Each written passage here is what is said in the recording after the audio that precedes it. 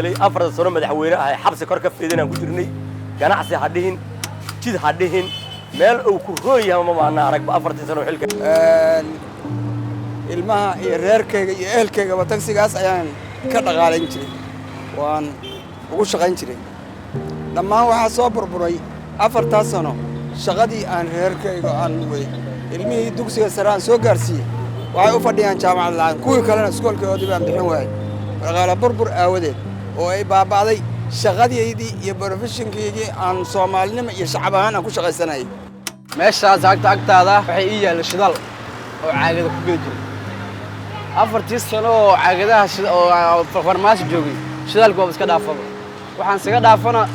baawurtii shidaalka aan ka sii jiray meel ii soo martay oo weysay shidaalku si u yaal waa madoogaadaba cabitaan meeshaan ku geli jiray cabitaankii baawurta socotada iyo BL-ka wax geli jiray BL-ka meesha waa ku yaraaday